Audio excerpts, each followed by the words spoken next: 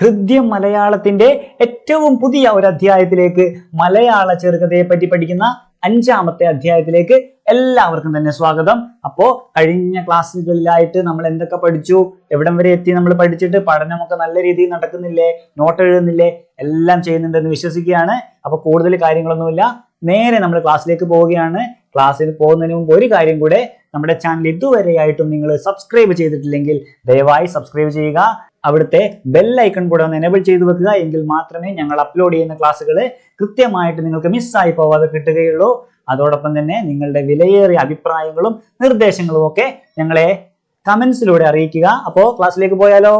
അപ്പൊ കഴിഞ്ഞ ക്ലാസ്സിൽ നമ്മൾ എന്താണ് പഠിച്ചത്, അല്ലെങ്കിൽ എവിടെ വരെ എത്തി പഠിച്ചിട്ട്?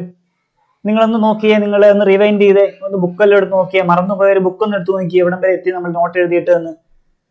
നമ്മൾ മൂർക്കോത്ത് കുമാരനെ പറ്റിയായിരുന്നു പഠിച്ചത്. മൂർക്കോത്ത് കുമാരൻ എന്ന് പറയുന്ന ചെറുകഥാകൃത്തിനെ കുറിച്ചായിരുന്നു. അദ്ദേഹം ചെറുകഥാകൃത്ത് മാത്രമായിരുന്നില്ല എന്ന് നമ്മൾ പറഞ്ഞു. അതൊക്കെ നമ്മൾ പറഞ്ഞിട്ടുണ്ട്, നന്നായിട്ട് നമ്മൾ നോട്ട് ചെയ്തിട്ടുണ്ട്, നിങ്ങൾ നോട്ട് എഴുതിയിട്ടുണ്ട്, നിങ്ങൾ നോട്ടൊക്കെ പഠിച്ചിട്ടുണ്ട് എന്ന് വിശ്വസിക്കുന്നു. അപ്പോ നമ്മൾ ആരെ പറ്റിയാണ് ഇന്ന് പഠിക്കാൻ പോകുന്നത്? അതെ, നമ്മൾ ഒടുവിൽ കുഞ്ഞികൃഷ്ണമേനോൻ, നിങ്ങൾ സ്ക്രീനിൽ കണ്ടു കാണും അല്ലെ, ഒടുവിൽ കുഞ്ഞികൃഷ്ണമേനോൻ എന്ന് പറയുന്ന ചെറുകഥാകൃത്തിനെ പറ്റിയാണ് നമ്മൾ ഇന്ന് പഠിക്കാൻ പോകുന്നത്. നോക്കിയാലോ? വെൺമണി പ്രസ്ഥാനത്തിലും പച്ചമലയാള പ്രസ്ഥാനത്തിലും ശ്രദ്ധേയമായ സംഭാവനകൾ നൽകിയ വ്യക്തിയാണ് ഒടുവിൽ കുഞ്ഞികൃഷ്ണമേനോൻ. അദ്ദേഹം ഒരു ചെറുകഥാകൃത്ത് മാത്രമായിരുന്നില്ല. മൂർക്കോത്ത് കുമാരനെ പറ്റി പഠിച്ചപ്പോഴും നമ്മൾ പറഞ്ഞൊരു കാര്യമുണ്ട്, അദ്ദേഹം ഒരു ചെറുകഥാകൃത്ത് മാത്രമായിരുന്നില്ല എന്ന് പറഞ്ഞിരുന്നു. അതുപോലെ തന്നെ ഇവിടെ ഒടുവിൽ കുഞ്ഞികൃഷ്ണമേനോൻ എന്ന് പറയുന്ന ചെറുകഥാകൃത്തും കേവലം ഒരു ചെറുകഥാകൃത്ത് മാത്രമായിരുന്നില്ല. അദ്ദേഹം ആയിരുന്നു? അദ്ദേഹം വെൺമണി പ്രസ്ഥാനത്തിലും പച്ചമലയാള പ്രസ്ഥാനത്തിലും ശ്രദ്ധേയമായ സംഭാവനകൾ നൽകിയ ആളാണ് ആര്? ഒടുവിൽ കുഞ്ഞികൃഷ്ണമേനോൻ. കവി, കഥാകൃത്ത്, നിരൂപകൻ, പത്രപ്രവർത്തകൻ എന്നീ നിലകളിലെല്ലാം അദ്ദേഹം പ്രസിദ്ധി നേടിയിട്ടുണ്ട്. ആദ്യം തന്നെ പറയുന്നത്, രാമരാജൻ എന്ന മാസികയുടെ പത്രാധിപരായിരുന്നു ആര്? ഒടുവിൽ കുഞ്ഞികൃഷ്ണമേനോൻ. രാമരാജൻ എന്ന മാസികയുടെ പത്രാധിപരായിരുന്നു ഒടുവിൽ കുഞ്ഞികൃഷ്ണമേനോൻ. അപ്പൊ നമുക്ക് പെട്ടെന്ന് അദ്ദേഹത്തിന്റെ കൃതികളൊന്ന് നോക്കിയാലോ? ഇതാ ഇവിടെ വിനോദിനി, ലക്ഷ്മി വിലാസ ശതകം, ഒരു പോലീസ് ഇൻസ്പെക്ടറുടെ വധം, ഒരു പതിവ്രതയുടെ കഥ, കുംഭകോണയാത്ര. അത് പദ്യത്തിൽ എഴുതിയ ഒരു യാത്രാ വിവരണമാണ്. കുംഭകോണയാത്ര പദ്യത്തിലുള്ള അദ്ദേഹത്തിന്റെ യാത്രാ വിവരണമാണ്. മദിരാശിക്കടൽക്കര, കവിമൃഗാവലി.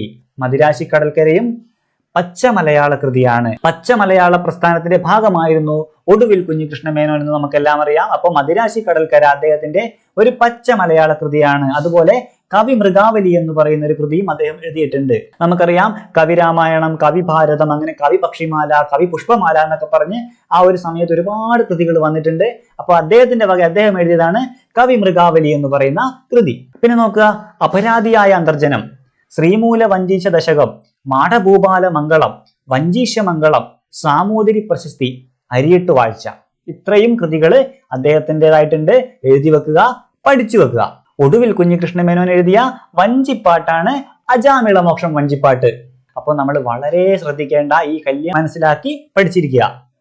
ഇനി അദ്ദേഹത്തിന്റെ നോവലുകളെ പറ്റി പറയുകയാണെങ്കിൽ, അദ്ദേഹം മാലതി എന്ന് പറയുന്ന ഒരു നോവൽ എഴുതിയിട്ട്, പക്ഷെ അദ്ദേഹത്തിന്റെ ഏറ്റവും പ്രധാനമായിട്ട് കാണുന്ന 4 കഥകൾ എന്ന് പറയുന്ന ഒരു സമാഹാരമുണ്ട്. 4 കഥകൾ.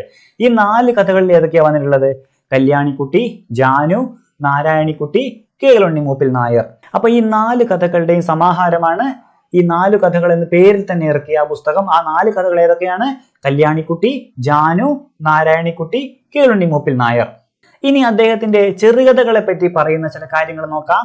അസംഭവ്യങ്ങളും അതിശയോക്തികളും അടങ്ങുന്ന കെട്ടുകഥകളാണ് ഒടുവിലിൻ്റെത്. അസംഭവ്യങ്ങളും അതിശയോക്തികളും അടങ്ങുന്ന കെട്ടുകഥകളാണ് ഒടുവിൽ കുഞ്ഞികൃഷ്ണമേനോന്റേത്. കുറ്റകൃത്യങ്ങളും ധീരസാഹസിക കർമ്മങ്ങളും പ്രേമവും പരിണാമവും എല്ലാം ഈ കഥകളിൽ നിറഞ്ഞു നിൽക്കുന്നു. അദ്ദേഹത്തിന്റെ ഈ 4 കഥകൾ എന്ന് പറയുന്ന കല്യാണിക്കുട്ടി, ജാനു, നാരായണിക്കുട്ടി, കേളുണ്ണി മൂപ്പിൽ നായർ എന്നീ 4 കഥകളിലും ഇത്തരം കെട്ടുകഥകളാണ് അല്ലെ. മരിച്ച ആൾ ജീവിക്കുന്നതും, പിന്നെ നാട് വിട്ടുപോയ ആൾ മന്ത്രവാദിയായി തിരിച്ചു വരുന്ന, അങ്ങനെ നമ്മുടെ യുക്തിബോധത്തിന് നിരക്കാത്ത, ചിലപ്പോൾ നമ്മൾ യുക്തിയിൽ നിന്ന് ചിന്തിക്കുമ്പോൾ പലതും നമുക്ക് അംഗീകരിച്ചു കൊടുക്കാൻ പറ്റാത്ത ചില കാര്യങ്ങളാണ് അദ്ദേഹത്തിന്റെ കഥകളിലൂടെ എഴുതിയിട്ടുള്ളത് എന്നാണ് പണ്ഡിതരൊക്കെ പറയുന്നത്. കുഞ്ഞികൃഷ്ണമേനോന്റെ 4 കഥകളും ചെറുകഥകളല്ല. അദ്ദേഹത്തിന്റെ ചെറുകഥകൾ ഒന്നും തന്നെ ഒരു ചെറുകഥയുടെ അകത്ത് നമുക്ക് പ്ലോട്ട് ചെയ്യാൻ പറ്റുന്ന കാര്യങ്ങളായിരുന്നില്ല. വലിയ കാലദൈർഘ്യങ്ങളും ഒരുപാട് കഥാപാത്രങ്ങളും അങ്ങനെ ഒരു ചെറുകഥയ്ക്കുള്ളിൽ നിർത്താൻ കഴിയാത്ത വിധത്തിലുള്ള കാര്യങ്ങളൊക്കെയാണ് അദ്ദേഹം ചെറുകഥയാക്കി എഴുതിയത്. അതുകൊണ്ടാണ് കുഞ്ഞികൃഷ്ണ മേനോന്റെ 4 കഥകളും ചെറുകഥകളല്ല, ചെറുതാക്കി എഴുതിയ നോവലുകളാണ് എന്ന് ചെറുകഥ ഇന്നലെ ഇന്ന് എന്ന പുസ്തകത്തിൽ എം അച്യുതൻ പറയുന്നത്. അപ്പോ ഒടുവിൽ കുഞ്ഞികൃഷ്ണ മേനോനെ പറ്റി നമ്മൾ എന്തൊക്കെയാണ് പറഞ്ഞത് ഒന്നുകൂടെ നമുക്ക് നോക്കിയാലോ. അദ്ദേഹത്തിന്റെ കൃതികൾ നമ്മൾ പറഞ്ഞു. അദ്ദേഹം വെൺമണി പ്രസ്ഥാനത്തിലും പച്ച മലയാള പ്രസ്ഥാനത്തിലും കഥകൾ എഴുതിയിട്ടുണ്ട്. രാമരാജൻ എന്ന മാസികയുടെ പത്രാധിപരായിരുന്നു. അദ്ദേഹത്തിന്റെ മദിരാശി കടൽക്കര ഒരു പച്ച മലയാള കൃതിയാണ്. അതുപോലെ തന്നെ കവിമൃഗാവലിയും കവിപക്ഷിമാലയും കവിപുഷ്പമാലയൊക്കെ തന്നിട്ട് ഈ ചേരുംപടി ചേർക്കാനൊക്കെ ഒരുപാട് ചോദ്യ പേപ്പറിൽ കണ്ടിട്ടുള്ള ചോദ്യമാണ്. അപ്പൊ ഇതൊന്ന് പ്രത്യേകം നോട്ട് ചെയ്ത് വെക്കുക. അദ്ദേഹത്തിന്റെ മറ്റു കൃതികളും നിങ്ങൾ നോട്ട് ചെയ്ത് എഴുതി വെക്കുക. ഇനി അദ്ദേഹത്തിന്റെ നോവലുകൾ നോക്കിയിരുന്നു, ചെറുകഥകളെ പറ്റിയുള്ള നമ്മൾ അഭിപ്രായങ്ങളൊക്കെ പറഞ്ഞിരുന്നു. അപ്പൊ ഇനി നമ്മൾ മറ്റൊരാളെ പറ്റി, അപ്പോ നമ്മൾ പ്രധാനപ്പെട്ട ആളുകളെ കുറച്ച് കൂടുതൽ പറഞ്ഞു. അപ്പൊ കുറച്ച് അപ്രധാനമായ ചില ആളുകളെ നമ്മൾ കുറച്ചായിട്ട് അദ്ദേഹത്തിന്റെ പ്രധാനപ്പെട്ട കൃതികളെ മാത്രം എടുത്ത് പരിശോധിക്കുന്നു. കാരണം ഒരു വലിയ ടോപ്പിക്കാണ്, നമുക്കങ്ങനെ വിശദമായിട്ട് ചർച്ച ചെയ്യാനൊന്നും പറ്റില്ല. അതുകൊണ്ടാണ് നമ്മൾ ഒരു വാട്സാപ്പ് ഗ്രൂപ്പ് തുടങ്ങിയിട്ട് സൗജന്യമായിട്ട് ഇത്തരം ചോദ്യങ്ങൾ നമുക്ക് മിസ്സായി പോകുന്ന, ക്ലാസ് എടുക്കുമ്പോൾ മിസ്സായി പോകുന്ന, അറിയാതെയോ മിസ്സായി പോകുന്ന ചോദ്യങ്ങൾ നമ്മൾ ഫ്രീ ആയിട്ട് ആ ഗ്രൂപ്പിൽ കൊടുക്കുന്നുണ്ട്. ഡിസ്ക്രിപ്ഷനിൽ ലിങ്ക് കൊടുത്തിട്ടുണ്ട്. ഇപ്പൊ നമ്മൾ ജനറൽ പേപ്പറിന്റെ ഗ്രൂപ്പും തുടങ്ങിയിട്ടുണ്ട്, അതിന്റെ ലിങ്കും കൊടുത്തിട്ടുണ്ട്. എല്ലാവരും കയറുക, എല്ലാവരും പഠിക്കുക, നിങ്ങളുടെ സ്വപ്നങ്ങളിലേക്ക് അതിവേഗം നിങ്ങൾ എത്തുക.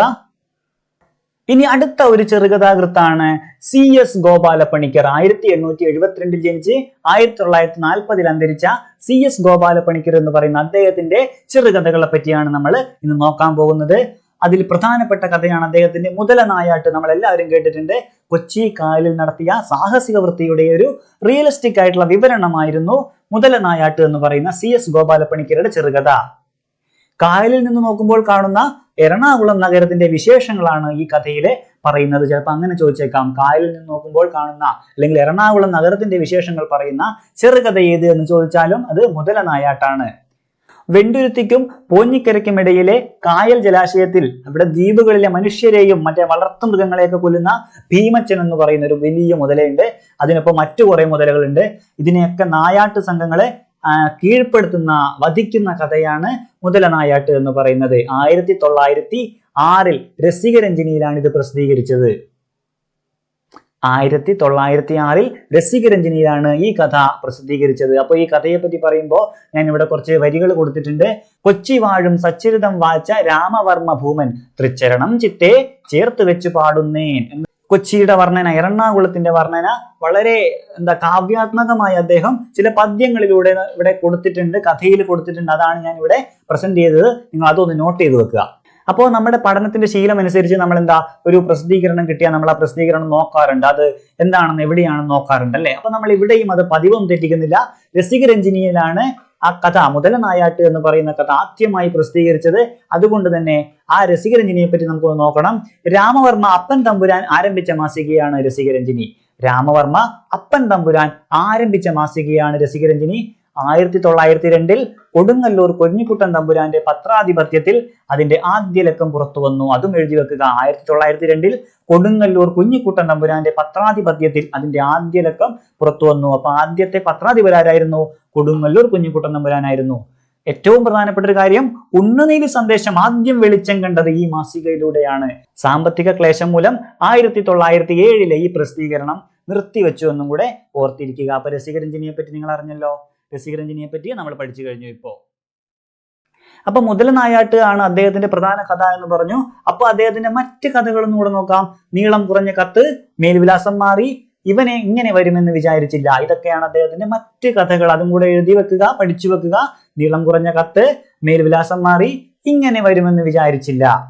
അദ്ദേഹത്തിന്റെ പ്രത്യേകതകൾ, അദ്ദേഹത്തിന്റെ കഥകളുടെ പ്രത്യേകത നോക്കുക. തെളിവുറ്റ ഭാഷാശൈലിയാണ്. തെളിവുറ്റ ഭാഷാശൈലിയിലാണ് അദ്ദേഹം കഥകൾ എഴുതിയിരുന്നത്. സൂക്ഷ്മ നിരീക്ഷണ ശക്തിയാണ് അദ്ദേഹത്തിന്റെ ഏറ്റവും വലിയൊരു പ്രത്യേകത. സൂക്ഷ്മ നിരീക്ഷണ ശക്തിയാണ് അല്ലെ. ഒരു സംഭവത്തെയാണ് അദ്ദേഹം വിവരിക്കുന്നത്. ഒരു കഥയായി വിവരിക്കുക എന്ന് പറയുന്നത് അത്ര എളുപ്പമുള്ള കാര്യമൊന്നുമല്ല. അപ്പൊ സൂക്ഷ്മ നിരീക്ഷണ ശക്തി അദ്ദേഹത്തിന്റെ കഥകളുടെ ഒരു പ്രത്യേകതയായിരുന്നു. അപ്പൊ ഒന്നും കൂടെ CS ഗോപാലപ്പണിക്കരെ പറ്റി നമുക്ക് ഒന്നും കൂടെ പെട്ടെന്ന് നോക്കിയാലോ. CS ഗോപാലപ്പണിക്കർ മുതലനായാട്ടാണ് അദ്ദേഹത്തിന്റെ ഏറ്റവും പ്രധാന കഥ. കൊച്ചിക്കായലിൽ നടത്തിയ സാഹസിക വൃത്തിയുടെ റിയലിസ്റ്റിക് ആയിട്ട് വിവരണമായിരുന്നു അത്. അതുപോലെ തന്നെ എറണാകുളം നഗരത്തെ വിശേഷിപ്പിക്കുന്ന, എറണാകുളം നഗരത്തിന്റെ ഒരു വിശേഷണവും കൂടി ഈ കഥയിൽ വരുന്നുണ്ട്. അത് 1906-ലാണ് രസികരഞ്ജനി പ്രസിദ്ധീകരിച്ചത്. 1902-ലാണ് ആദ്യ ലക്കം രസികരഞ്ജനിയുടെ പുറത്തു വരുന്നത്. 1907-ൽ അത് താൽക്കാലികമായി പ്രസിദ്ധീകരണം നിർത്തുകയും ചെയ്തു. കൊടുങ്ങല്ലൂർ കുഞ്ഞുകുട്ടൻ നമ്പുരാനാണ് അതിന്റെ ആദ്യത്തെ പത്രാധിപർ. അപ്പൊ ഇന്നത്തെ ക്ലാസ്സിൽ ഇത്രയൊക്കെ തന്നെയുള്ളൂ. എല്ലാവർക്കും അടുത്ത ക്ലാസ്സിൽ കാണുന്നവരെ നന്ദി, നമസ്കാരം.